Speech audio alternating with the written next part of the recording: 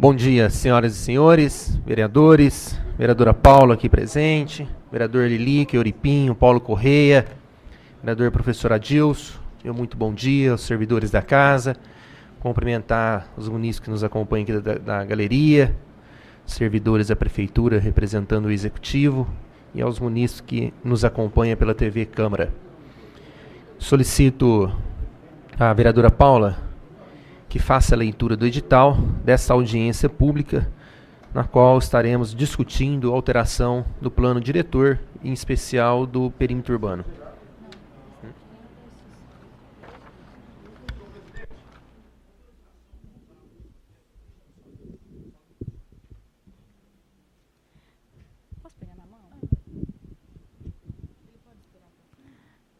Edital número 739.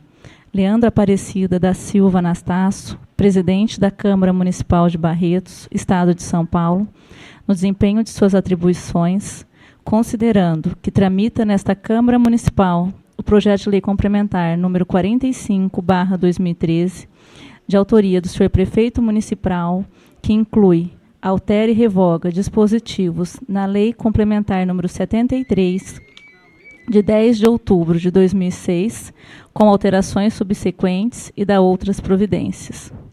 Considerando que este projeto procede à alteração na lei que disciplina o plano diretor, no que tange a disposições atinentes a adequar a legislação à realidade de nossa cidade. Considerando que precisamos discutir e deixar à disposição da população esse projeto tão importante para a sociedade, considerando que a Lei Federal número 10.257/2001, Estatuto da Cidade, no capítulo 3 do Plano Diretor, dispõe verbos. Artigo 40, parágrafo 4º. No processo de elaboração do Plano Diretor e na fiscalização de sua implementação, os poderes legislativo e executivo municipais garantirão. Inciso 1º. A promoção de audiências públicas e debates com a participação da população e de associações representativas dos vários segmentos da comunidade. Faz saber que, em cumprimento ao supratranscrito dispositivo legal, ficam os senhores vereadores convocados para audiência pública a realizar-se no dia 23 de dezembro, segunda-feira, às 10 horas, na sede desta Câmara Municipal, para discutir com as autoridades e a sociedade barretense o projeto de lei complementar em questão. Registre e cumpra-se, afixando-se no local público do costume e distribuindo-se cópia aos senhores vereadores. Dado e passado no gabinete da presidência da Câmara Municipal de Barretos, aos 20 de dezembro de 2013, eu, primeiro secretário, fiz digitar o presente edital, subscrevi e assino. Leandra Aparecida da Silva Anastácio, presidente. Registrado e publicado na Secretaria da Câmara Municipal de Barretos, em data supra. Luiz Humberto de Campos Sade, primeiro secretário.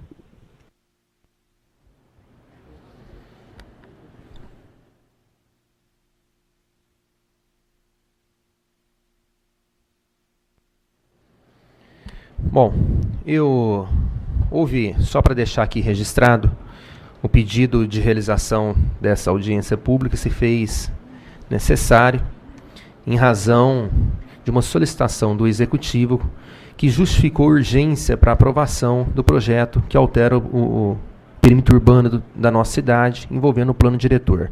O plano diretor, esse projeto já estava tramitando na casa, com a suspensão deliberada pelo plenário.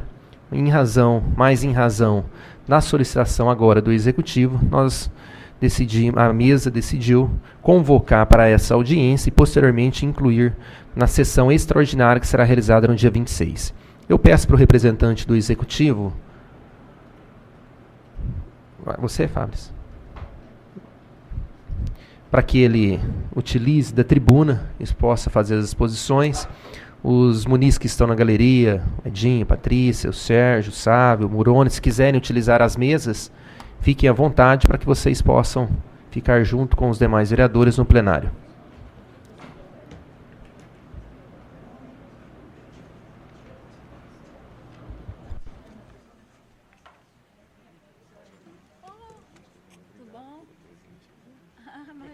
merece muito mais, é só um...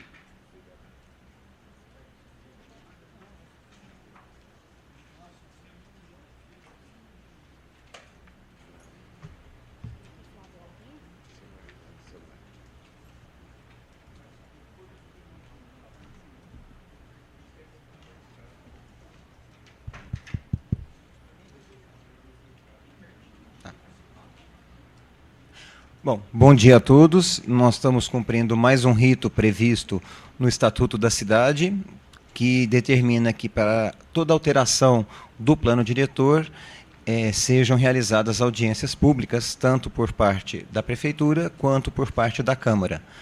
Nós já realizamos a audiência pública da Prefeitura em 23 de outubro passado e agora estamos cumprindo o rito da audiência pública da Câmara. Essa proposta de alteração do plano diretor da Lei Complementar 73, ela tem 3 pontos básicos. O primeiro ponto que a gente está modificando é a criação de uma nova ZR, uma zona de uso residencial. Na cidade hoje nós já temos 2 dessas zonas de uso residencial. Uma é aquela amarelinha que está na parte de baixo, que é o loteamento Sítio Barretos, que já foi aprovado na época como um loteamento de uso exclusivamente residencial. A outra zona é constituída do Jardim de Alá e do bairro Primavera. A Prefeitura entendeu que deveríamos criar mais uma nova ZR, anexa, vizinha ao loteamento Sítio Barretos, primeiro para preservar a ocupação existente do Sítio Barretos, que são lotes de tamanho maior e onde o uso comercial é bem restrito. No caso do Sítio Barretos, ele é até proibido. Proibido o comércio no sítio. Nessa nova zona, essa área amarela que vocês estão vendo ali acima, a ocupação deverá ser idêntica, no mínimo idêntica, à do Sítio Barretos, que são lotes de 390 metros quadrados, no mínimo, com dimensões, com largura mínima de 13 metros. O lote de esquina, que a gente faz uma diferenciação, ele tem, como vocês podem ver, uma largura de 14,5, que já inclui o recuo, que o pessoal chama de recuo lateral, mas não é o segundo recuo frontal, uma vez que o terreno fica na esquina. Então, nós também nos preocupamos em garantir que os terrenos de esquina tenham a mesma possibilidade de ocupação que os outros. Essa gleba, essa área que está sendo inserida na ZR, ela é de 4 proprietários, basicamente. 2 deles já entraram com pedidos de estudo e viabilidade de loteamentos, então nós já estamos passando para esses 2 proprietários diretrizes nesse sentido. Os outros 2 proprietários, no futuro, quando vierem solicitar, vai ser exigido deles também esse mesmo tipo de restrição, vamos dizer assim. Eu gostaria de falar tudo de uma vez, depois a gente abre para perguntas, tá ok? Tá. A segunda proposta, essa alteração, veio acompanhada de um pedido do vereador Carlão do Basquete, que já havia dado entrada num projeto de lei que proibiria predinhos, edificações verticais para populações de baixa renda. Eu imagino que, mediante a experiência da CDHU e depois do Luiz Espina, nós chegamos à conclusão que a população de baixa renda ainda não está preparada para viver em condomínio. Isso não é uma crítica ou um desmérito. Eu acho que é um fato. Nós, aqui em Barretos, acho que, em geral, não estamos acostumados a viver em condomínio. A gente vê pelo reduzido número de prédios, agora que começaram a surgir na cidade, o pessoal não está acostumado a ter um vizinho imediatamente acima, imediatamente abaixo e dos lados. Então, com essa proibição, pelo menos fica temporariamente proibido a construção de predinhos populares no município. Eu imagino que, num futuro, se houver necessidade, se entender que houve uma mudança de mentalidade, a gente sempre pode voltar atrás. Mas eu tenho convicção que, realmente, no momento, a gente permitir mais predinhos, infelizmente, é criar mais problema social para a cidade. O quarto item, aí sim, a alteração do perímetro urbano, que o Leandro já nos informou.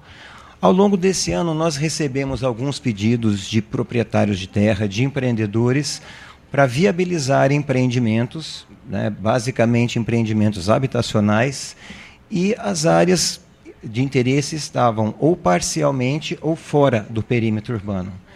E para se fazer um empreendimento de parcelamento de solo, com lotes, com residências, existe a obrigatoriedade de ser perímetro urbano. Então, a proposta veio nesse sentido.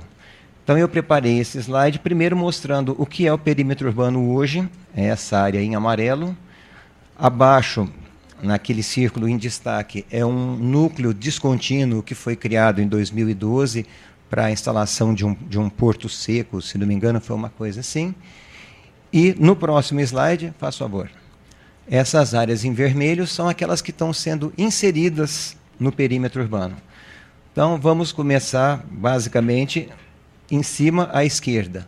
Ali no cruzamento das duas rodovias, foi um pedido da empresa Dama, de Rio Preto, que já está elaborando um estudo para um loteamento ou condomínio fechado de padrão médio-alto. Eu acho importante frisar que a cidade, né, a prefeitura, não se preocupa apenas com a população de baixa renda. Eu presumo que a prefeitura tem que ver as necessidades dos munícipes como um todo, né?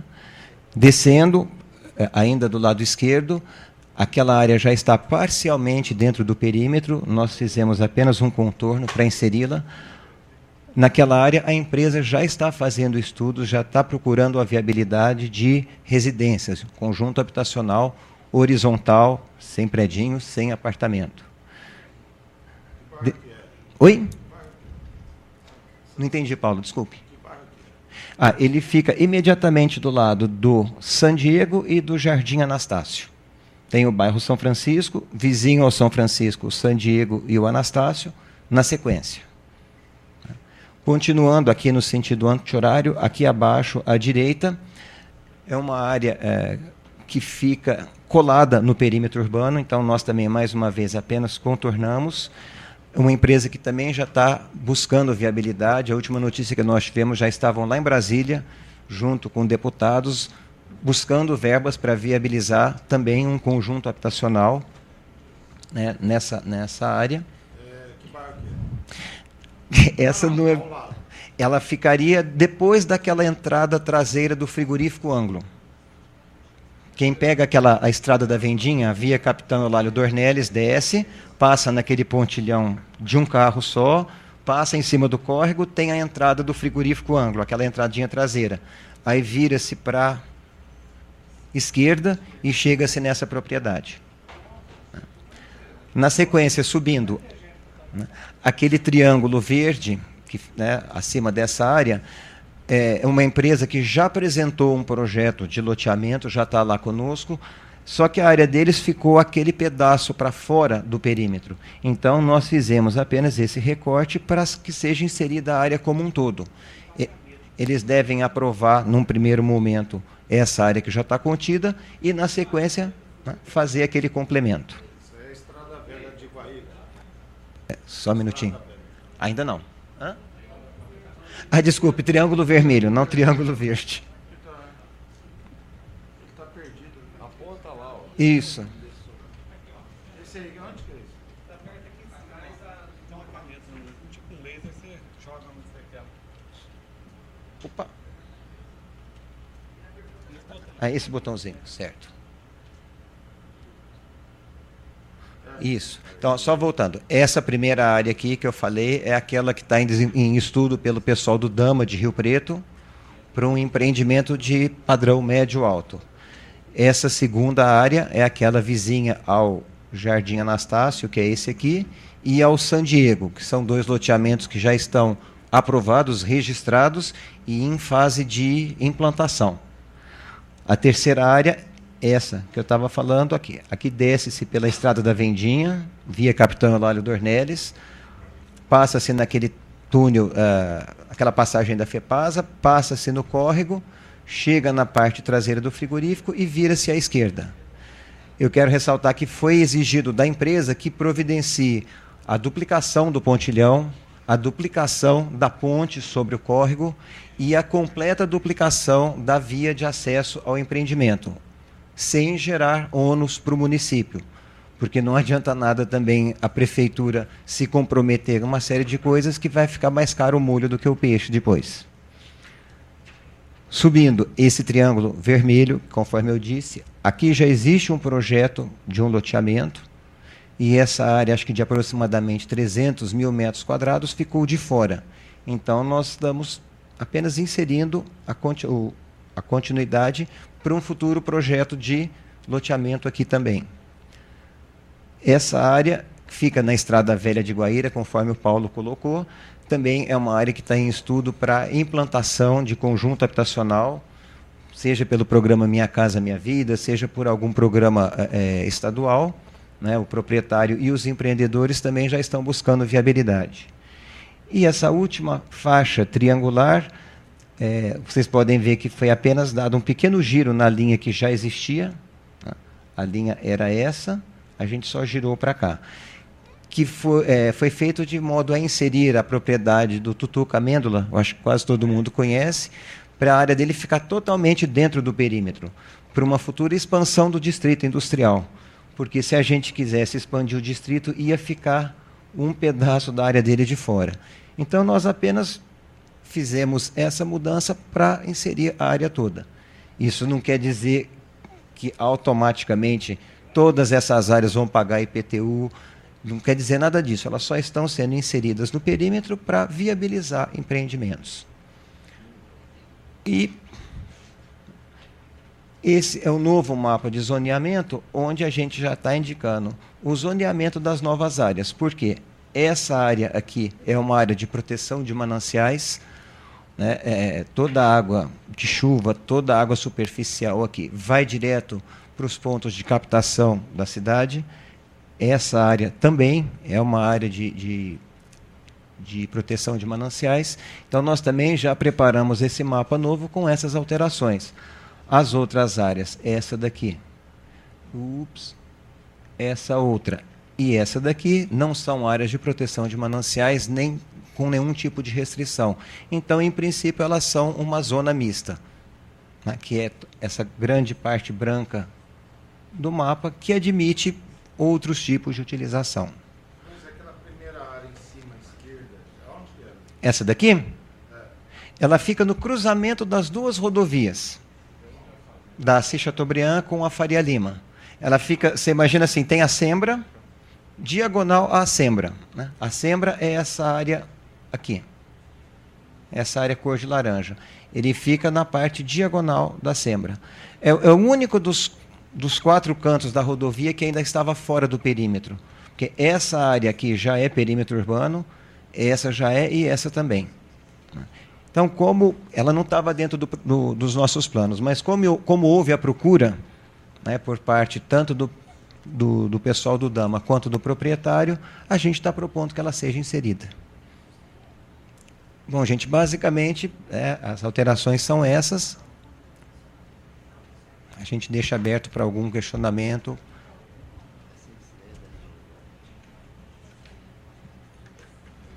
Luiz, uma pergunta. Pois Bom não. dia. Bom dia. Bom dia. Tornando o perímetro urbano, não se começa a pagar o IPTU, é isso que você disse? Exatamente. Para que haja cobrança de IPTU, o imóvel tem que estar, em primeiro lugar, urbanizado.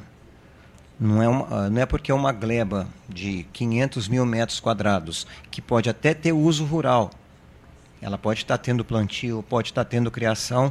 Não é o fato dela estar inserida no perímetro que automaticamente se tributa no IPTU. Ela vai continuar pagando o ITR, que é o Imposto Rural, até o dia que a pessoa venha e peça um loteamento. Aí ele faz o descadastramento do INCRA, deixa de pagar o ITR para pagar o IPTU.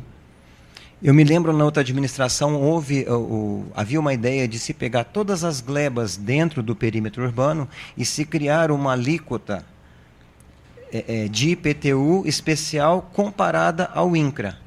Agora, eu imagino que isso não foi em frente, porque como é que você cobra IPTU, Imposto Territorial Urbano, de uma área que não é urbanizada? Então, talvez por isso essa ideia não tenha ido em frente. Né? Para se cobrar IPTU, o imóvel tem que ter 2 de 5 itens básicos de infraestrutura. Ele tem que ter água, ele tem que ter esgoto, ele tem que ter energia elétrica, Infraestrutura. guias e sarjetas e escola num raio, acho eu que de 1 quilômetro. Se o imóvel não tem 2 desses 5, como é que se tributa legalmente? Então, poderia se ficar numa situação do imóvel que não paga imposto, nem o rural, nem o urbano.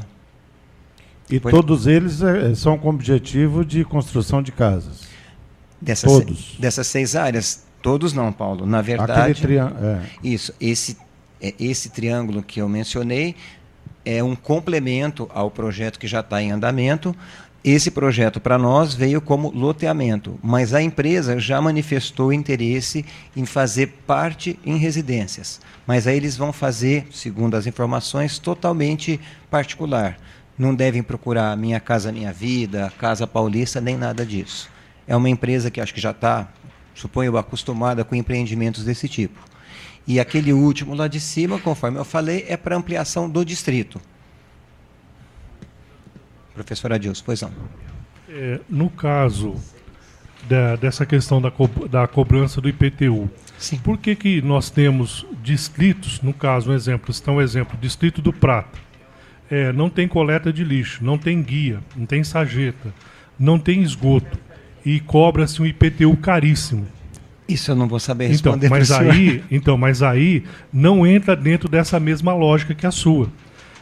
Então o cuidado que precisa ter é de se criar uma justificativa para se cobrar tributos também.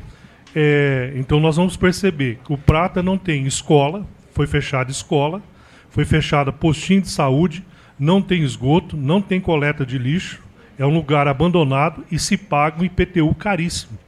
Tá? Então se percebe que de repente pode criar aí alguns elementos para se cobrar tributos nessa área também. Sim. Tá? Conforme eu disse para o senhor. E aí precisa tomar cuidado com essa afirmação sua, porque de repente ela, na prática, ela pode não vir a acontecer.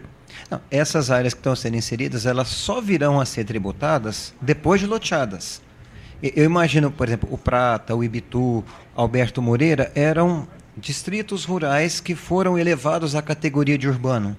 Por exemplo, o Prata, o Ibitu e o Alberto Moreira, existe uma lei que delimitou a parte urbana deles. Então eu só posso supor que no passado, uma vez que eles foram elevados à área urbana, foram tributados. Mas eu não posso afirmar para o senhor porque acho que eu não era nascido ainda. Eu também não, mas a questão é que a lógica vai ser a mesma, é a mesma lógica. Tá? Então, se não se deve cobrar tributos porque não está urbanizado, não tem-se uma infraestrutura, não vai se cobrar tributo por causa disso. Então nós temos áreas rurais, tá, que não tem essa infraestrutura e cobra-se um IPTU caríssimo. Então é isso que a gente precisa tomar cuidado também. Bom dia. Bom dia, Paula.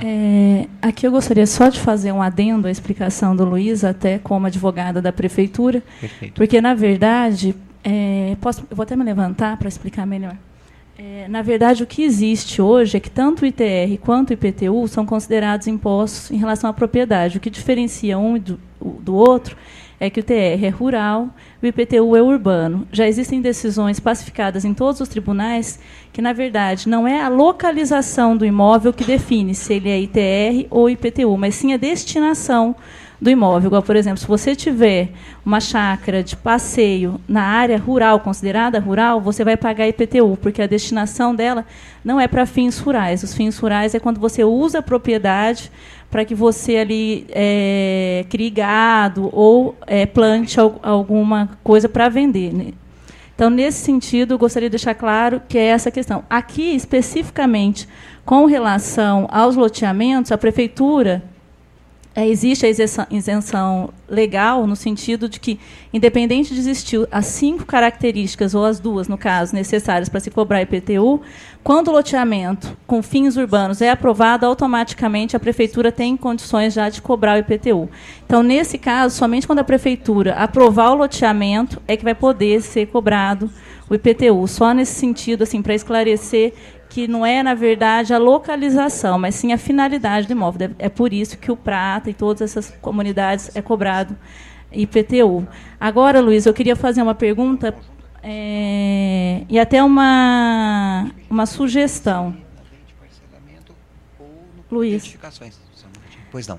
Aqui a gente vê que houve, o artigo 240B, foi colocado loteamento convencional, loteamento fechado. Isso. E condomínio fechado. Uhum. Quando a gente pega a lei que está sendo alterada, ela define, na verdade, no artigo 239, o loteamento fechado e o condomínio horizontal fechado. Isso.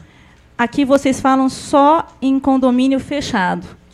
Houve alguma alteração? É uma nova hipótese ou houve aqui uma falha na hora de definir? Eu acho que talvez a gente tenha esquecido de colocar o horizontal, o condomínio horizontal. Mas, na verdade, o condomínio ele é regido por uma lei, acho que de 65 ou 63, uma lei bem antiga, e ele independe de ser vertical ou horizontal. As regras são as mesmas. Na verdade, a figura condomínio, que está no nosso plano diretor, é aquele empreendimento fechado que já vem com construções. Então, pode ser um edifício, como pode ser horizontal, que nem nós temos ali perto do Tiro de Guerra, o Parque dos IPs, se não me engano, e o Batista Ananias. Então, exatamente isso que ficou a dúvida, porque o loteamento fechado também é uma questão que a gente tem... sim, o loteamento fechado, é uma terceira figura. É uma terceira figura.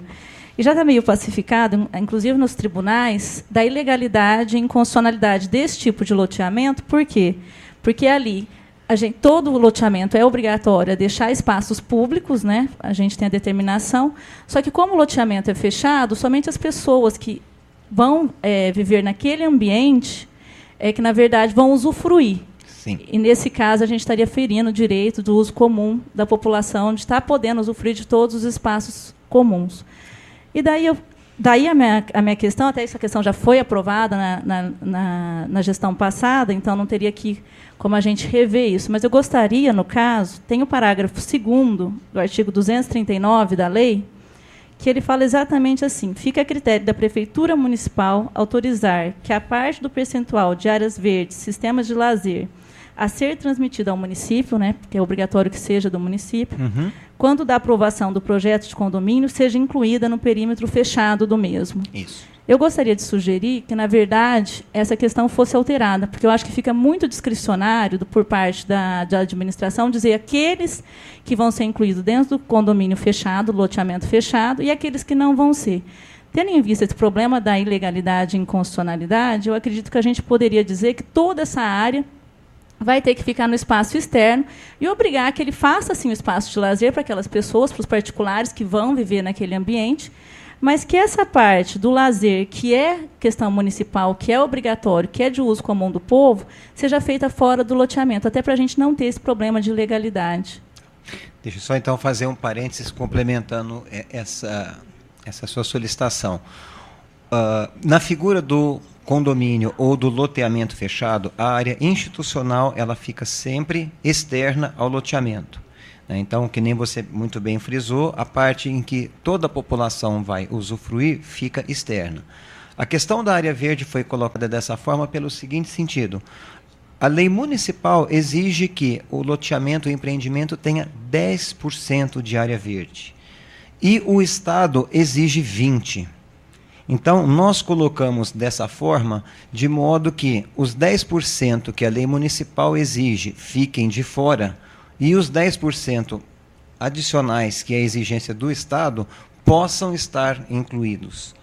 Então, na época, nós imaginamos que nós estamos atendendo a lei municipal, visto que os 10% da nossa lei estão do lado de fora. E os outros 10% ficaria, como você disse, no poder discricionário da prefeitura deixar do lado de dentro.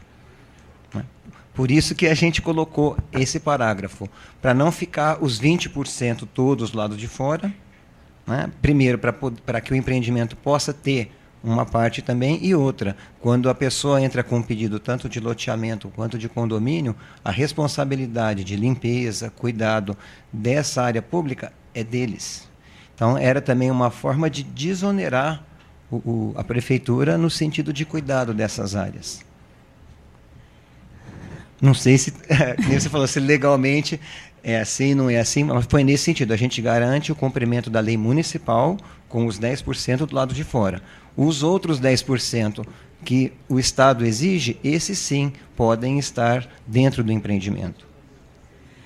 Então, exatamente observando essa questão, Luiz, porque hoje, tanto é que está previsto na Constituição a questão do respeito ao meio ambiente, e, na verdade, a gente é obrigado a seguir sempre a lei que busca proteger ainda mais o meio ambiente. No caso, os 20% do Estado tem que ser observado por esses loteamentos. Sim. E daí eu entendo até que, para não existir essa ilegalidade, esses 20% teria que ficar do lado externo e, ainda assim, eles fazerem a área de lazer própria, até porque essas pessoas, geralmente, esses loteamentos fechados são para a população com condições financeiras melhores, né? Então, eles vão exigir, lógico, um espaço de lazer para eles. E esses 20% eu entendo que deveriam ficar do lado de fora. Até Barretos hoje ganhou o prêmio aí, de Cidade Azul. Município Verde Azul. Município Verde Azul. Então, ainda mais, ainda existe um déficit muito grande. Barretos ainda tem muito que evoluir nessa questão do meio ambiente. Então, eu acredito que até para que a gente possa realmente estar fazendo o desenvolvimento sustentável, que pressupõe o respeito ao meio ambiente, esses 20% também fiquem do lado externo. Perfeito.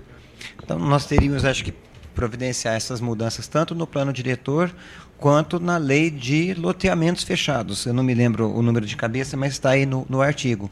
Porque lá também prevê essa possibilidade de parte da área verde, do sistema de lazer, ficar interno.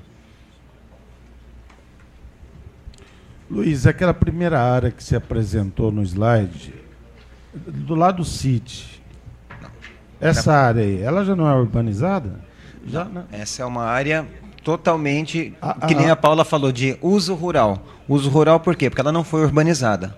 Mas aquela avenida em verde lá, qual que é? Isso daqui? É. Essa daqui é o Córrego do Aleixo. E essa onde está a Avenida das Nações? Está na parte de cima? A Avenida das Nações é essa daqui, ó. Entendi. É Seringueira ali. Seringueira é a área do seu Daniel Bampa, é isso? Para quem conhece, né? Eu sei que essa primeira área aqui é do Antenorzinho Duarte do Vale, acho que é esse o nome dele, proprietário do antigo frigorífico Bandeirantes. A ferrovia está onde? A ferrovia, aqui é a antiga e aqui é a nova. Urbanizou a ferrovia. Então, aqui é uma área do Antenor Duarte do Vale, inclusive a Câmara recentemente aprovou, acho que 2 rotatórias que vão ser aqui na Avenida Integração com o nome dos parentes dele. Na sequência, é uma área do seu Daniel Bampa, que já nos pediu estudo de diretrizes e tudo. Na sequência, é uma área do seu Roberto Leal Figueiredo, que também já está com um projeto de loteamento em andamento, e sobrou uma pequena área aqui, que eu não me lembro o nome do proprietário, né, que ficou encravada aqui entre o traçado antigo e o traçado novo. Naquela área referente atrás do frigorífico ali, que você mencionou, que tem uma contrapartida, que é o aumento lá. Passa para mim o slide, faz favor. Não, tudo bem. Lá tem uma contrapartida. Isso, essa daqui. Que o loteador vai ter que fazer, vai aumentar o viaduto da ferrovia. Isso. E aumentar também a ponte, porque logo depois da ferrovia tem o córrego. Tem o córrego. Nessa área amarela, tem alguma contrapartida do loteador? Porque a Vida das Nações, ela é uma via só, né? Na verdade, não é bem contrapartida, é uma obrigação. O loteador tem... Mas no caso desse loteamento em amarelo, do sítio Barretos? Ele tem que fazer a segunda pista da Avenida das Nações, ele tem que fazer a marginal do Córrego do Aleixo, que é aquela parte de baixo, e ele vai ter que fazer também as novas vias que estão ou no nosso mapa de expansão do sistema viário, ou aquelas vias que forem necessárias para fazer a interligação do sistema viário. Ou seja, a obrigatoriedade do sistema viário de um loteamento é sempre 100% do loteador. As pessoas às vezes ficam com a impressão, não, a prefeitura vai fazer... Não, em primeiro momento, a obrigação é do loteador. É semelhante ao Dom Bosco, né? Porque o loteador está fazendo a outra pista. Sim, exatamente. Aquele Jardim dos Coqueiros que fica lá na sequência, vizinho ao distrito. Aquela pista que vai para a Cidade de Maria é uma pista simples. A prefeitura já havia providenciado a desapropriação no passado, o loteador vai duplicar a via de acesso do Dr. Guilherme Seráfico da rotatória da Mariol até o trevo da Cidade de Maria. Pois não. Percebe-se que é um aumento da área urbana significativo. Agora, a pergunta que eu gostaria de fazer, se o SAI teria condições de estar atendendo imediatamente esses locais, até para estar garantindo também uma infraestrutura para o desenvolvimento desses locais, né? Porque, de repente, os investidores vão ter interesse em avançar e, de repente, não tem uma infraestrutura que o SAI possa estar oferecendo. E a gente sabe que, pelos balancetes apresentados aqui pelo SAI, que eles não têm em caixa recursos para infraestrutura. Então, não seria melhor estar garantindo primeiro essa infraestrutura por parte do SAI para depois dar prosseguimento nesse projeto? Eu acho que o senhor está coberto de razão.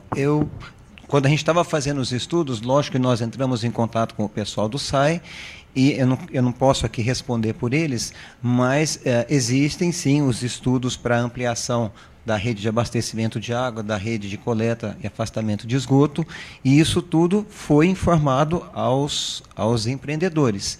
Seja que eles tenham que fazer torres de reservação, seja eles terem que fazer novos emissários de esgoto, porque as nossas lagoas hoje, pela informação que nós temos, elas comportam o tratamento de mais X mil famílias. A questão é fazer esse esgoto chegar lá. Então, eu me lembro de reuniões que nós tivemos com o pessoal do SAI, o SAI também está se preparando para atender essa demanda.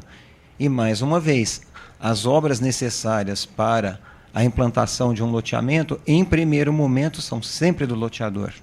O município pode, por exemplo, buscar uma verba em Brasília com um deputado que possa facilitar, que possa viabilizar uma obra mais cara. Mas, em primeiro momento, ela é sempre do loteador. E aí, no caso, não seria interessante o SAI se preparar primeiro para que a gente poderia dar prosseguimento nesse projeto? Sim, me desculpe. Quando eu disse para o senhor que eles já têm estudos feitos, é exatamente nesse sentido. Eles já estão preparados, segundo a posição que eles me passaram, por exemplo, com aquela captação do Rio das Pedras, que começou a ser feita, parou em função do problema com aquela empresa, e agora eu suponho que vai ser retomada, que acho que vai ser aberta nova licitação. Só essa captação, pelo que eles falaram, já pode talvez, não quero chutar errado, mas quase que 50% do que já tem hoje de captação para a cidade. Esse percentual pode estar errado, gente, eu estou falando coisa que eu escuto de orelhada. As lagoas de tratamento, conforme eu falei para o senhor, também pelas informações que nós temos, elas já estão capacitadas hoje a atender mais tantas mil famílias. Agora vai ter que chegar o emissário, vai ter que ser feito um novo emissário chegando a parte de esgoto nessas lagoas. Aquele último triângulo lá em cima, lá seriam casas populares? Não. Esse daqui a gente está prevendo para uma futura ampliação do distrito. Do distrito. Pode haver loteamentos, sim, pode haver, mas a gente já está prevendo para ampliar o distrito. Desses vários pontos de ampliação da zona urbana, qual que ficaria para casas populares? Essa primeira área, já existe um projeto em andamento por parte da empresa para conjunto habitacional, essa segunda aqui de baixo e essa terceira. Né? Essa área, conforme eu falei, do pessoal do Dama de Rio Preto, eles ainda estão vendo se é loteamento fechado ou condomínio fechado, e essa sexta área, conforme eu falei, é uma ampliação para um projeto de loteamento já em andamento. Porque a preocupação também que tem que se ter para não acontecer igual aconteceu no Luiz Espina, leva a população para lá, não tem escola, não tem CEMEI. Isso foi levantado. Então, ter esse cuidado também, para que garanta, no momento em que a população vá morar lá, tenha essas infraestruturas, posto de saúde, escola, CEMEI e etc. Isso tudo foi colocado, né, para o nosso excelentíssimo prefeito, as empresas que estiveram conversando. Inclusive, eu posso adiantar para o senhor, eu participei das conversas com essa empresa e com essa empresa, e vai ser exigido deles também a construção de UBS, da creche e da escola. Fala, nossa, mas vocês estão arrancando o couro dos loteadores. De jeito nenhum. Essas verbas vêm no programa Minha Casa Minha Vida. Do valor do empreendimento, o governo disponibiliza, se não me engano, mais 6% para construir escola, creche e saúde. Então, vamos imaginar um projeto de 100 milhões de reais, 6 milhões é para construir esses 3 prédios. E eu imagino que deve dar para construir, né? Agora, os professores que vão dar aula nessas escolas, os médicos que vão atender nesses postos, aí sim, cabe à prefeitura, com a sua Secretaria de Educação e Saúde, planejar e programar isso daí, né? Pois não. Bom dia, Luiz. Bom dia. Bem? Tudo. Só me diga uma coisa, complementando a pergunta do vereador Adilson, a captação de água para todos esses loteamentos, já existe uma previsão de capacidade para evitar que a água hoje dominante no abastecimento da cidade não seja feita processos de subdivisões de fornecimento ao ponto de faltar? Doutor Otávio, eu não gostaria de responder essa pergunta para o senhor, porque não é da nossa área lá do planejamento, isso teria que ser por alguém lá do SAI. É porque enquanto estivesse pensando em levar emissário de esgoto e tal, tudo isso, máquina vai lá, faz isso tudo tranquilo. Uhum. Mas e a matéria para captar, principalmente a Sim, água? sem dúvida. Por exemplo, dependendo do loteamento da cidade, aquele setor do frigorífico, a captação de água se torna mais fácil. Já o setor ali do Barretos 2, ali onde é o distrito, vai dificultar um pouco, a não ser que façam uma drenagem do Varjão. No setor aqui para São Francisco, Santa Cecília, a captação já é muito mais preocupante. Sem dúvida. Porque ali vai ter que derivar ou para o Córrego dos Campos ou Fazenda Barretos, mas já optaram por Rio das Pedras, que eu não sei se lá é interessante. Entendi. Eu, por exemplo, eu acho uma loucura, porque a captação do Rio das Pedras, considerando a propriedade da Guanabara, onde é o detritos naturais de veneno jogados em laranja, tudo isso, mesmo a captação da água, o gasto com a pureza e purificação dessa água se torna muito maior do que uma captação de um caso normal. Sim. Então, eu me preocupo com isso, tendo em vista o abastecimento a ser dado junto depois de toda essa infraestrutura prometida. Isso aí da Avenida do Arnélio, por exemplo, que é da Vendinha, aquele pontilhão, a derivação à esquerda, aquele córrego, são 2 obras de artes ali, que o custo disso eu não sei. A gente toma por base essas duplicações de rodovia, esse pedacinho aqui de 10 quilômetros, que eu acho isso uma ladroeira, 38 milhões para 10 quilômetros, quando tem obra de arte somente ali no pontilhão a ser feita, porque no pontilhão da Washington Luiz já está pronto e estão usando isso com dinheiro público e não tem como você observar. Esse custeio de uma obra de arte encarece barbaridade, porque duplicar aquela pista ali é simples, quer dizer, quando eu digo simples, é uma consequência menor pelas circunstâncias de erosão já existente, tudo isso, mas os meios para fazer são normais hoje, tranquilo. Agora, o valor disso, que eu não sei quanto que vai ficar, porque ali eu não sei se vai tirar o trilho daquele pontilhão, e aquilo ali é uma coisa histórica, e essa ponte depois é o problema de bate-estaca, seja lá o que for, tudo engenharia prevista, normal, tranquila, mas o custeio disso vai ser tudo por, como diz a Paula ou o Adilson, o ônus todo para o loteador. Sim, senhor. Que automaticamente vai ser repassado para o comprador. Eu imagino... Não, lógico, isso é óbvio. É lógico. Mas aí, cara, quer dizer, o encargo cada um vai optar, é o setor, a forma do condomínio. E agora, a preocupação maior é do abastecimento pluvial. Se o lençol freático aguenta. Sem dúvida. Quando nós fizemos o nosso plano diretor original em 2006, o SAI também contratou uma empresa que fez o plano diretor da água da cidade. Então, isso eu posso responder para o senhor, eu tenho conhecimento. Está tudo previsto no plano diretor da água do SAI, essas demandas futuras. Eu não me lembro se eles já fizeram um plano para os próximos 10, 15 ou 20 anos. Nós sabemos que ele existe. Né? De repente vem o cidadão com loteamento, tudo certo, ele vem com a infraestrutura dele, aí não tem, por exemplo, a forma de captação dessa água se torna onerosa. Uhum. E aí? Sem dúvida. É um negócio que, por isso que eu estou perguntando, se dependendo do setor, a gente observa que A grosso modo, dá para captar. Eu não entendo isso, não. Mas tem setor que a captação vai se tornar muito mais árdua. Todo pedido de novo loteamento, de novo empreendimento, ele tem duas diretrizes expedidas. A nossa do planejamento, que é a diretriz de parcelamento, aqui vai picotar a gleba, e a diretriz de água e esgoto. Sem as duas, não tem empreendimento. Então, lógico, o SAI, então. na verdade, ele é o primeiro a ser escutado. Porque a gente sempre fala, a nossa diretriz urbanística, ela é um exercício de geometria. Onde eu vou pôr rua, onde eu vou pôr área verde e tal. Agora, se não tiver água... Né? Por isso que nós e o SAI chegamos num acordo entre as entidades de, se não sair uma, não tem a outra, e vice-versa. Pois não.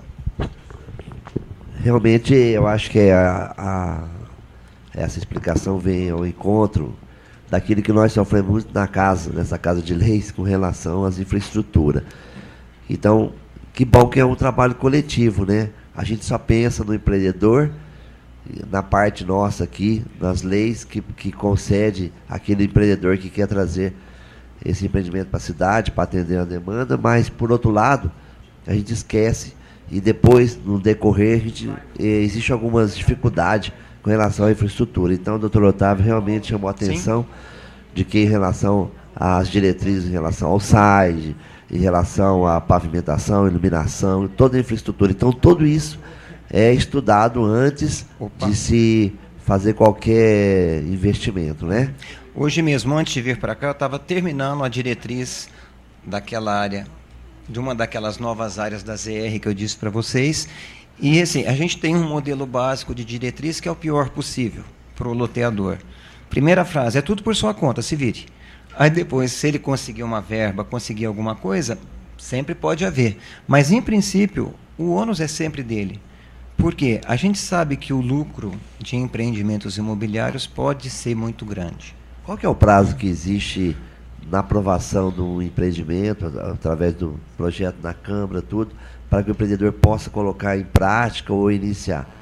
Isso aí também funciona como se nas doações de terreno tem um prazo, caso não haja o cumprimento, ele retorna? Como que é feito? Não, olha só, quando a pessoa entra com um projeto de loteamento, a prefeitura tem basicamente 180 dias para analisar e aprovar.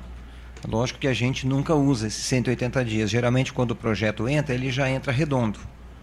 Quando sai da prefeitura, a gente faz a pré-aprovação na prefeitura. Daqui ele vai para o famoso GRAPROAB, aquele órgão estadual temido por todos os loteadores, onde vai entrar a CETESB, onde vai entrar o DAE, o Departamento de Água, onde vai entrar o DPRN, que é a parte de vegetação, que a gente até falou isso na outra audiência. Cadê o Paulo? O Paulo deu uma saída, que ele tinha muita preocupação com a parte... com a parte ambiental. É nessa instância que vai se verificar a parte ambiental brava mesmo do empreendimento, que é CETESB, DPRN e DAE. Depois que sai do GRAPROAB, volta para o município para aprovação definitiva, que é, aí sim, uma aprovação burocrática, que é por decreto.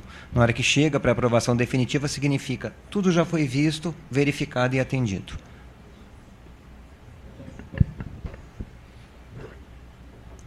Luiz, apenas, acho que para complementar aqui a audiência pública, a questão do calção, que a prefeitura está exigindo calção, que resguarda, aí no caso da empresa, do loteador não cumprir, Perfeito. A prefeitura tem condições de acabar, tendo em vista que tem um calção garantido. Você explicar um pouco melhor para as pessoas. Desde a aprovação da Lei Federal 6766 de 1979, né, uma lei federal que regulamentou os loteamentos, os parcelamentos de solo urbano. Os municípios, quando aprovam um loteamento, eles exigem um calcionamento, uma real garantia. Ou seja, se o loteador não der conta, pelo motivo que seja, existe uma garantia que a prefeitura pode acionar e concluir o empreendimento. Essa garantia ela pode ser feita através de lotes hipotecados. A prefeitura, conforme disposto na lei municipal, pode hipotecar 1/3 dos lotes. Então, um loteamento tem 600 lotes, a gente hipoteca 200 deles. Ela pode ser feita através de seguro construção ou seguro loteamento, onde a entidade financiadora garante o valor necessário para se concluir a obra. E tem uma terceira modalidade, que é bem mais cara, onde o ente financiador garante a obra. Então, uma coisa é eles darem o dinheiro para alguém acabar. A terceira modalidade, eles concluem.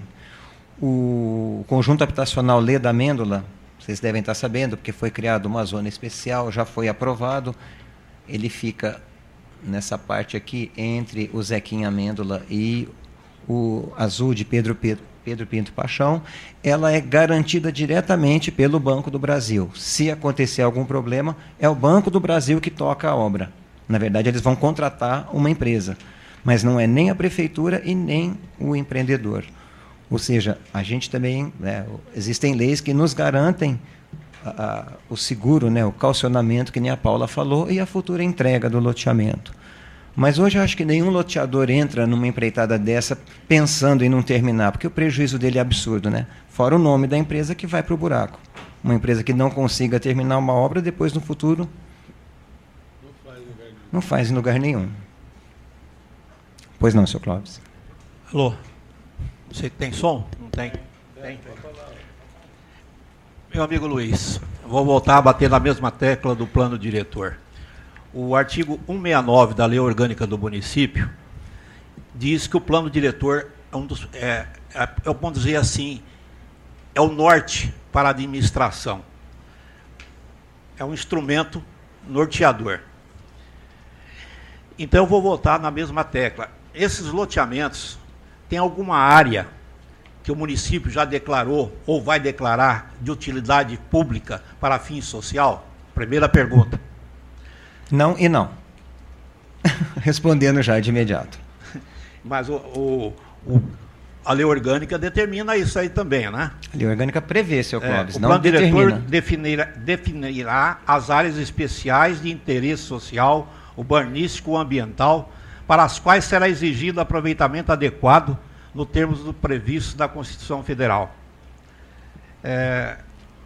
Depois o outro artigo.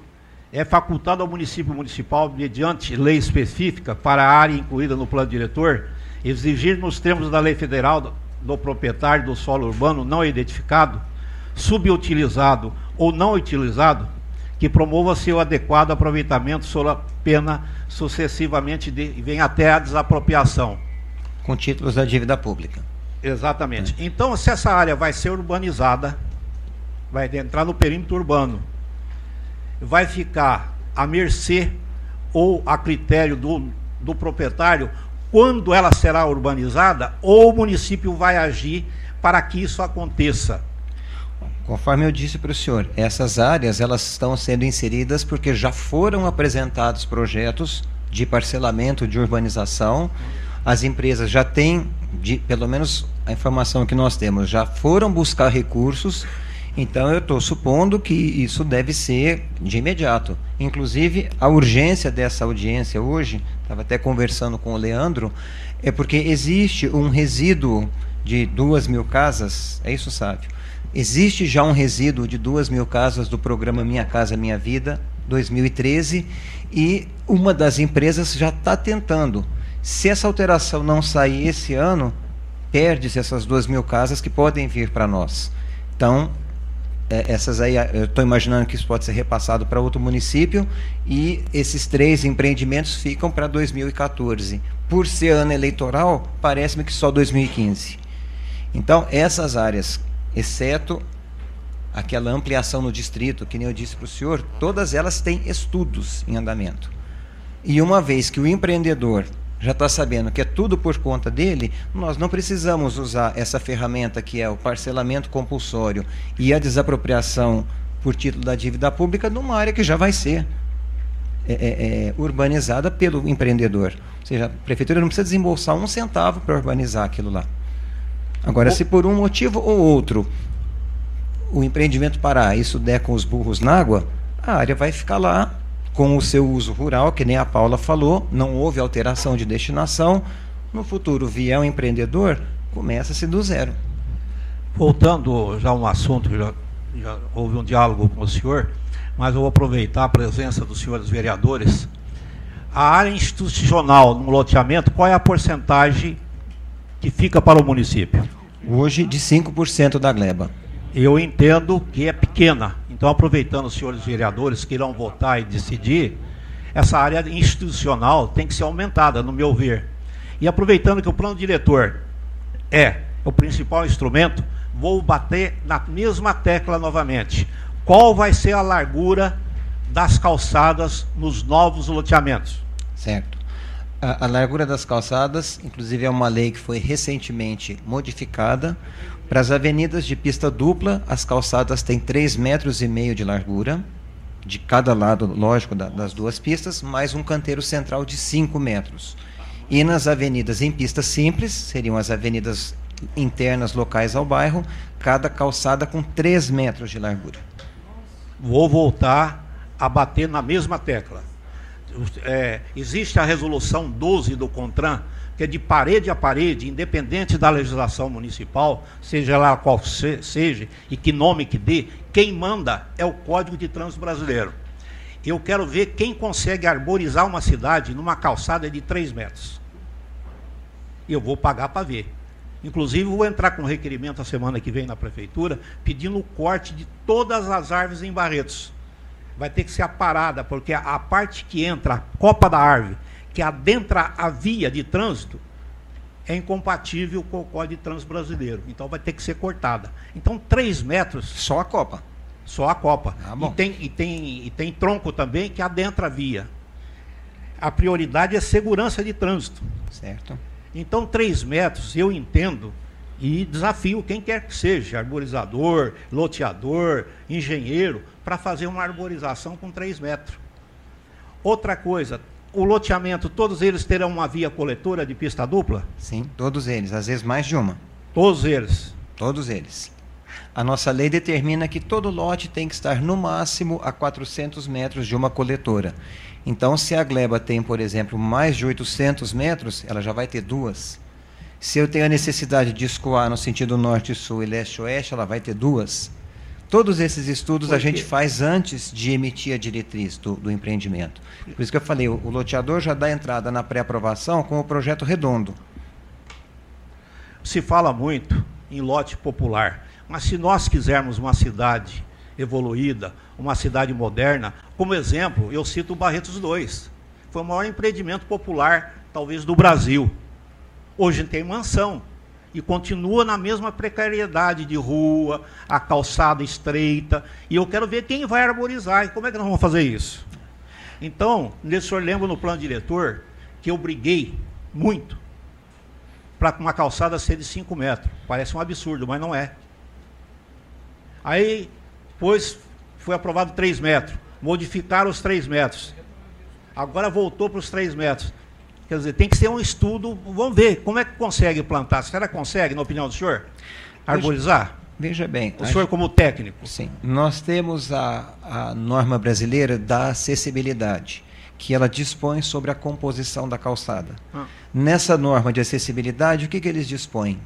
1,5 metro que tem que ser a faixa livre para o cadeirante, para o deficiente. 1 metro... É o passeio público, vamos dizer assim. Sim, a parte calçada. 1 metro, que seria a faixa verde dos passeios, geralmente próximo da guia, onde vão ficar as placas de trânsito, as lixeiras e as árvores. E, havendo espaço, mais 0,5 metro até o muro das casas, que seria onde as pessoas põem aquelas rampinhas do veículo, o degrauzinho para entrar na casa. Então, por isso que nós trabalhamos com 3 metros a calçada. Nós exigimos largura de calçada, seu Clóvis, é uma briga grande entre município e empreendedores. Eu, obviamente, não posso responder para o senhor sozinho em relação a essa briga, porque ela é ferrenha. Não, o empreendedor ou o loteador, como quer que seja, ele quer o lote menor, como eu já disse, o canil da casa dele é maior que o lote que ele quer fazer para a população. Isso é público e notório em qualquer lugar do Brasil. A calçada estreita inviabiliza o plantio ou a sua arborização. Eu pago para ver. Eu acho que vai depender das espécies arbóreas que forem plantadas no local. Existem espécies que não sobem e não abrem, que são mais arbustivas, que são mais baixas, e que é até mais fácil de se cuidar do vamos dizer, do controle da Copa Mas dessas como eu áreas. disse ao senhor, vou repetir, a resolução 12 do CONTRAN é prioridade. Não pode adentrar um galinho na via pública, num espaço imaginário de 4,50 metros de altura, fechando e descendo na outra guia. Tem que ficar livre, é questão de segurança de trânsito. E não fui eu que fiz essa lei. Então, Agora, eu acho... o nosso município não cumpre isso aí, em nenhum loteamento. Faz-se loteamento hoje, amanhã, depois, e isso aí vai ficar, como vamos dizer o quê? Um problema a ser resolvido quando? Isso aí acho que vai ser um problema para o nosso trânsito e para o nosso, acho que, meio ambiente, que vão ter que equacionar isso daí na parte existente, né? Eu vou ver a questão de cidade verde, nós temos deficiência de arborização, mas dessa forma nós não vamos conseguir resolver nunca. Perfeito. Gente, mais Professor. alguma dúvida? Eu gostaria até, acrescentando o que o doutor Otávio falou, no meu entendimento, acho que essa casa, e eu me disponho a estar fazendo isso, se os demais vereadores quiserem assinar, eu acho que nós temos que fazer um ofício ao SAI, solicitando do SAI a clareza em relação à questão do esgoto e da água. Tá?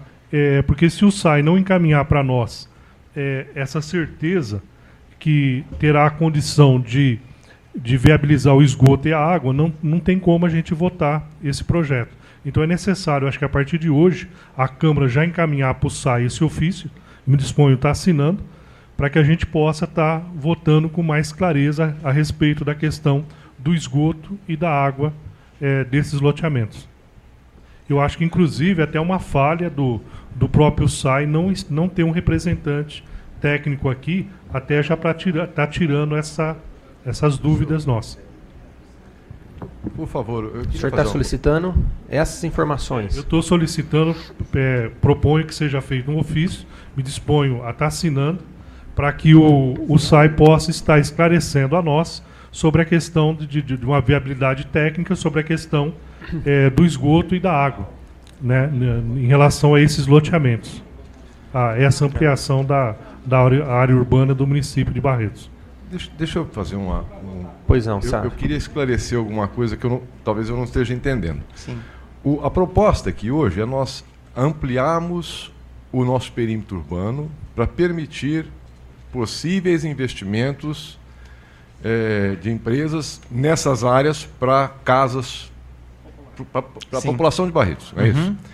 A diretriz de cada uma destas áreas, ou desses possíveis investimentos em Barretos, elas são do SAI e do planejamento. Isso. Elas já existem e exigem uma série de providências para essa empresa. Perfeito. O que está sendo colocado aqui hoje em discussão é se nós vamos ampliar o nosso perímetro urbano para permitir possíveis investimentos aqui. Sim. Que irão, de uma certa forma, respeitar todas essas normas, tanto do SAI De uma certa forma, não, que terão que respeitar, né? Exatamente. Exatamente. Teriam que respeitar todas essas normas do SAI e do município. Sim. É isso. Aham. Nós não vamos discutir aqui hoje se o SAI vai exigir, se não vai exigir, ou se o município vai exigir ou não, porque isso já está decidido. Sim, Isso já existe normativas nesse sentido. sem dúvida. A única discussão é a ampliação desta área. Exato. A gente Ok. tem que ampliar para que possa ser possível Isso. aprovar o Eu projeto. estou perguntando em função do meu interesse, que é o Distrito Industrial. Nós estamos... Sim. A minha solicitação, nesse caso aqui, meu interesse aqui é o aumento do Distrito Industrial, que nós temos essa necessidade. Existe já um projeto com algumas empresas Sim. da área de serviços interessadas em se instalar lá, e sem essa ampliação não tem condição. É isso que eu queria saber. Perfeito. Então, tá bom. Na área rural, o módulo mínimo é de 20 mil metros. Então eu posso pegar uma fazenda e picotar em chácaras de 20 mil. Agora, que nem o Sábio falou, eu quero ampliar o meu distrito com módulos de 2, 3 mil metros. Tem que ser urbano. Eu não consigo fazer nada desse tipo na zona rural. Professor, só para deixar esclarecido ao senhor, eu conversei com a Neide, diretora parlamentar, não há necessidade nem do senhor assinar. A Câmara já providencia e encaminha, ok? Gente, mais alguma dúvida? Pois não. Vereadora Paula. Eu só gostaria de dizer da necessidade, né, como você mesmo disse, da gente estar aprovando, sob pena de Barretos perder aí investimentos de quase 2.000 casas populares, que é a grande reivindicação para todos nós aqui que somos vereadores, sabemos que é o que a população mais pleiteia e deseja, que são as suas casas populares. E dizer também, aqui até para esclarecer o professor Adilson, que existem essas diretrizes e que não fica só restrito ao município, como você muito bem explicou, depois vai ser analisado pela CETESB, ou seja, nada é feito sem aí um controle, inclusive externo, que não fica restrito do DAEE, que não fica restrito ao município. Eu acredito, sim, que nas próximas audiências públicas o SAI deve estar presente, porque a reivindicação é justa e a gente tem que saber mais informações a respeito do SAI. Gostaria daqui do compromisso da gente, futuro, já que a gente precisa da aprovação e acredito que não consiga fazer emenda, da gente estar alterando o parágrafo 2º do artigo 239, para que realmente... Fazer aquela adequação legal. Fazer a adequação legal, para que nós não tenhamos problema com relação aos nossos loteamentos fechados, que toda a área... E a população possa usar, afinal de contas, como bem disse aqui, acho que foi o doutor Otávio, o lucro que se tem nesses loteamentos. Então, nada mais justo que toda a área institucional seja feita nos muros externos, para que toda a população de Barretos possa usufruir. Lógico. Obrigada. Perfeito.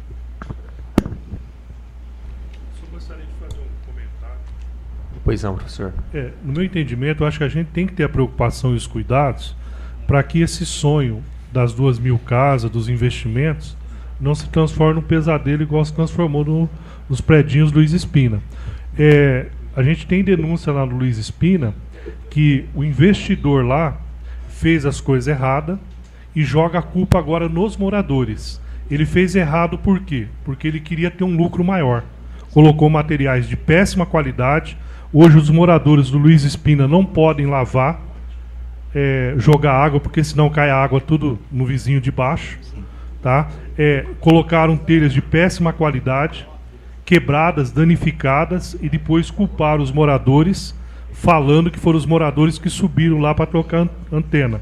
Inclusive, em contato com o próprio funcionário da empresa Fercom, ele me relatou que quando ele foi fazer a visita, ele foi obrigado a colocar no relatório que era culpa dos moradores. E, na realidade, foi material de péssima qualidade que a empresa colocou lá. Então, tem que ter esses cuidados para depois a gente não ter que fazer outra audiência pública aqui para ver o que fazer para resolver. E até hoje não resolveu e não vai resolver. Fica lá os moradores morando de péssima qualidade e querendo sair lá de qualquer jeito. Tá? E você pode ter certeza que se chegar lá no Luiz Espina e perguntar para todos os moradores, 100% não quer morar lá.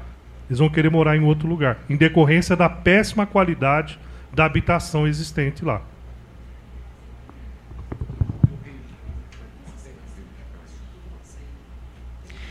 Leandro, não existe a obrigatoriedade. A figura das EIs, da Zona Especial de Interesse Social, ela garante, por exemplo, a agilização dos processos nos órgãos, no GRAPROAB, e a isenção de algumas taxas. Por exemplo, taxa de aprovação de projeto. Mas não existe, acho que, a obrigatoriedade de ser uma EIs. Sobre o muro das residências, no Código de Posturas, Patrícia, que diz que a obrigatoriedade do muro frontal é do proprietário do imóvel. Muros de divisa, não existe nenhum tipo de obrigatoriedade previsto. Não, só para deixar registrado, e aqui fica até uma sugestão, acho que seria importante até a Câmara, viu, sabe, o próprio Guilherme, na eventual aí parceria com alguns empreendedores para a construção dessas casas, exigiu um muro, tanto frontal quanto lateral. Porque nós temos aí uma situação lá no Santa Cecília, né, que foram entregues algumas residências naquele local. Algumas têm muro, outras não têm. Em Dom Bosco a mesma coisa. Eu acho que já as casas, em razão do cunho social, ela tem que ter o mínimo de segurança, para não acontecer igual tem acontecido aí lá no Luiz Espina, gerado todo o transtorno social para aqueles moradores. Lá no Barretos 2, no Zequinha Amêndola, as casas já foram entregues com muro. Não? Leandro, eu estou analisando um raciocínio isso aí de suma importância. Esse povo vem, CDHU, vem tudo isso, constrói os conjuntos, constrói prédios, que é um absurdo, a forma de construção, como diz o Adilson, a qualidade do material, nem se preocupa, eles querem meter o dinheiro no bolso, nem mão de obra de Barretos usa. Mete o dinheiro no bolso, lá da caixa, vai embora, depois fica a administração pública, os caras metendo o pau dizendo que o fulano foi conivente com isso, com aquilo, jogando pena para tudo quanto é lado. Barretos 2, por exemplo, foi, quando entregue em 90, não tinha muro. Cada um contemplado teve que fazer o próprio muro. E por que fazer o próprio muro se já estava contemplado, inclusive, na residência?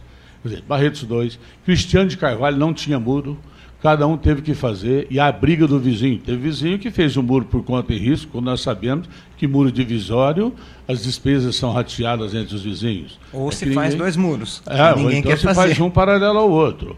Quer dizer, na Dirquenan também, se não me engano, acho que somente a Pedro Cavallini, que foi, acho que uma das únicas, se eu não estiver enganado. Pedro Cavallini ali atrás da FEB? Atrás da FEB, eu acho. O único conjunto. O resto que eu me lembro, todos, eu digo isso como advogado, que era constantemente procurado para desistir de problema de muro. Então, é de suma importância, por exemplo, como está dizendo, nos loteamentos, ou se põe a obrigação de fazê-lo, para não ficar às expensas de quem compra. Porque geralmente quem compra, se não for fechado o condomínio, que aí o condomínio fechado paga quem tem, compra quem tem. Aí não é questão de povo, porque o povo corre o risco da inadimplência que faz parte da vida de cada um. Sim. E aí o poder público suporta. Aí vem, depois de tantos anos, vem anistia, vem isso, quitação, barará, barará. Mas o condomínio fechado já é norma totalmente diferente. Porque aí quem está lá é outro departamento, é outro poder aquisitivo, é outro padrão, tudo isso.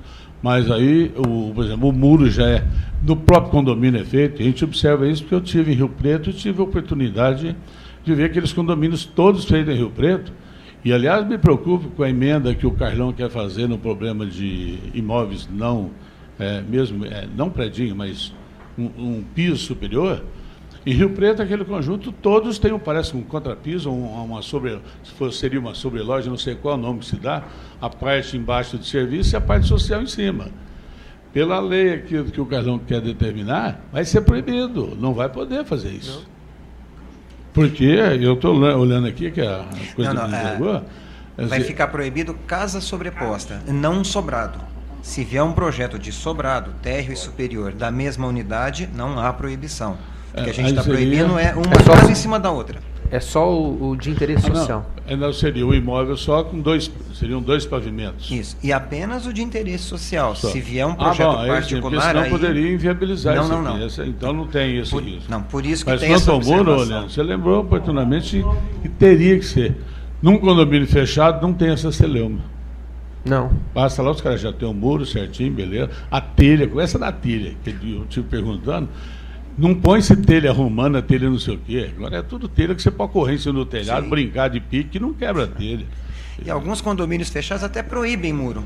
É cerca viva, mas aí é outro país, né? Não tem essa exigência no plano diretor? Não, Leandro, não. Com certeza. Absoluto. Então é no Código de Postura que nós precisamos alterar. Então, o Código de Posturas fala que é a obrigação do muro de frente. Eu imagino que num projeto, por exemplo, de um conjunto habitacional, pode ir na diretriz da prefeitura que os terrenos deverão ser entregues murados. Os terrenos não, as unidades. Presidente. Também não. Não? Presidente, só um minutinho. Eu acho que se nós generalizarmos, nós vamos estar criando obstáculos, inclusive. Eu conheço conjuntos, loteamentos e conjuntos habitacionais sem muro de fachada. São jardins que chegam na calçada sem muro. Quer dizer, evidentemente em locais que têm segurança garantida e tudo mais. Agora, se nós generalizarmos dentro do... Isso é um risco, realmente. Se a lei não permitir mais o loteamento sem o muro na frente... Só de cunho social. Bom, sim. Não, só de cunho social específico. Porque o de cunho social já demonstra que a pessoa que está recebendo esse imóvel, ela já tem uma condição financeira diferente do outro que está comprando um lote no empreendimento comum. Então é única e exclusivamente para esses conjuntos habitacionais. Os outros não. Os outros, a primeira coisa que a pessoa faz é fazer o muro. Agora, Leandro, deixa eu te dar uma informação um pouco preocupante. O custo desse muro. Quando a gente estava fazendo aquelas casas do Dom Bosco, nós tentamos colocar o muro dentro do valor por unidade. Nós não conseguimos fechar. O nosso secretário estava comentando comigo que ele fez, parece-me que 30 metros de muro para cercar o terreno dele, ele gastou R$14 mil. Então você imagina um terreno de 10 por 20, que são 60 metros de muro, R$28 mil do custo da unidade vai ser para muro. Aí eu acho que a conta não fecha. Para construir a casa e o muro, né, o valor que o governo federal repassa para o Minha Casa Minha Vida, eu tenho certeza que não fecha. Porque R$28 mil só de muro, bobear muito, a casa custa 50, mais da metade da casa. Leandro, Se quiser, dá um jeitinho. eu acredito. Exatamente. Se Leandro, quiser, aperta ali, aperta aqui, um ganha um pouco eu acho menos que- num cantinho, o outro ganha um pouco menos também no outro, e o muro sai. Pois não, eu acho vereador que Lipim. de cunho social é muito importante isso aí. Porque eu vivenciei concordo. isso aí quando eu tive minha casa na Cristiane de Carvalho. O problema que eu passei de poder construir um muro, sem poder contar com o vizinho, Sim. sem de repente construir e ter problemas depois, falar que está dentro da área, esse rolo. E aí depois Então, o eu vizinho acho quer que usar o seu muro ainda por nós cima. temos que amadurecer essa ideia, porque é muito importante, até pelo aspecto, se resguardar aquilo que é de direito, porque eu entendo que tem um custo, mas pode-se dividir esse custo dentro do entendimento entre as partes. Senhor presidente, aproveitando o seu discernimento e a sua boa vontade, com o arquiteto Luiz, eu já havia comentado. Eu acho que nós deveríamos, principalmente a Câmara, que representa o povo, um projeto, um modelo de casa popular, aonde as coisas desnecessárias não sejam feitas. Como exemplo, fazem um puxadinho na frente de gradinha de 2 metros, as telinhas. O cidadão vai jogar aquilo fora, vai derrubar. Um cômodo de 2 por 2, ele vai derrubar. Então é preferível que seja menos cômodo, talvez, no empreendimento, mas compatível. Como é que o senhor coloca um guarda-roupa, o senhor casado com a sua esposa, e a cama de 2,5 por 2,5? Explica para mim. Joga fora. Então, existem certas coisas no empreendimento de uma casa popular que são desnecessárias, porque vai derrubar o cidadão de acordo com a necessidade dele. Ele vai. Todo mundo hoje tem carro, ele vai querer uma garaginha, um espaço, sei lá. Então, eu sugiro, eu lembro que a turma falava, o senhor poderá me orientar, aquelas casas americanas, a metade, e depois faz a outra metade, mas com cômodo já adequado para uma família viver. Senão, porque esses viveiros de pomba é brincadeira, não tem condição. Não cabe um guarda-roupa. Então, seria viável ou não fazer uma verificação disso? Então, eu acho que isso aí devia constar também. Está constado, está registrado, e fica a sugestão à Prefeitura para que nos próximos empreendimentos, quando for analisar os projetos, faça essa análise do tamanho dos cômodos, das casas que estão sendo construídas antes da aprovação. De uma forma tal, a obra, que ela aceite aumento sem onerar o proprietário, porque a metade do que é feito é de roubado, vai destruir, não vai servir para nada. Perfeito. Mais algum questionamento, senhores? Pois não, A questão professor. também do pé direito, eu acho importante observar, porque tem construções que a pessoa vai mudar para casa, tem que jogar o guarda-roupa fora, porque não cabe o guarda-roupa dentro de casa, por causa do pé direito é de 2,60. E o mínimo que se exige é de 3 metros. Então, o que eu acho que teria que considerar essa questão dos 3 metros do pé direito para que... Só abrir um pequeno parâmetro, sem querer estender mais a discussão. Tudo isso que vocês estão colocando está previsto no Código Sanitário Estadual, que define tamanhos mínimos, pé direito mínimo. O que acontece? O governo federal, quando fez as legislações para os empreendimentos de interesse social, disse que eles não precisam respeitar Código Sanitário. O que, na minha opinião, de arquiteto, é um absurdo. Então, o que nós aqui em Barretos passamos a fazer? Todo empreendimento, seja ele de interesse social ou não, respeita o Código Sanitário, para não acontecer exatamente isso que o senhor Clóvis está falando. Sim, embora a legislação fala que o projeto de interesse social pode, é incrível, pode desrespeitar o Código Sanitário. Ele até pode, mas a Prefeitura não tem mais aceito. Então, empreendimentos que nem o Luiz Espina, com aqueles quartos minúsculos e tal, nós não aprovamos mais. Pé direito de 2,60 para economizar na altura do prédio, também a gente não aceita mais. Pelo menos se existe um código sanitário que foi feito tecnicamente, então nós supomos que tecnicamente funciona. E no meu entendimento, Luiz, essa história que o loteador, o empreendedor vai embora, isso aí eu vejo isso aí como um papo furado. Se um vai embora, vem 10, porque o lucro é muito grande. Agora a prefeitura tem a obrigação, tem o dever. Vamos parar com a brincadeira que foi feita até hoje. Não é só em Barretos, no Brasil, com a população. Eu já desafiei pessoas, muda para uma casa daquela ou dá de presente para a senhora, sua mãe, para ver se aceita. Quer dizer, então é brincadeira, é melhor que aquilo do que morar debaixo da ponte. Não é assim que tem que ser visto. Tem que ser uma coisa decente e que atenda às necessidades. E pobre tem muito filho. Quanto mais pobre, mais filho tem. E aí, põe aquilo aonde? Fazer partilheira? Um filho em cada partilheira? Perfeito.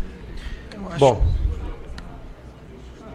Assim, a Patrícia me lembrou bem, nós estamos em processo de revisão também do Código de Edificações, lei número 5, lei complementar número 5, e da lei de parcelamento, a lei número 4.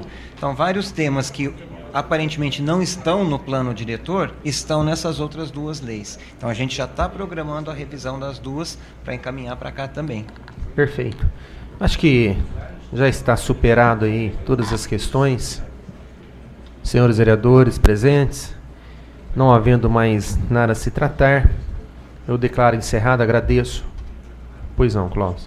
Não, eu só quero pedir novamente, aproveitando a sua gentileza, já uma cópia da ata dessa audiência pública, por gentileza. Só nas próximas... Não, sim, já vai o senhor determinar. Hoje eu quero até... autorizar. O senhor faz por escrito, fica no site, né? Fica no site, é. E tem o vídeo também disponível no próprio site, ok? Eu quero agradecer aqui até os funcionários da Câmara que estão aqui conosco hoje. Hoje é recesso, mas se dispuseram a estar presente para que pudéssemos estar realizando essa sessão. Agradecer a presença de todos os demais aqui, vereadores, vereadoras e vereadora, ao Fabris, Patrícia, que estão aqui representando o Executivo, e declarar encerrada a presente sessão.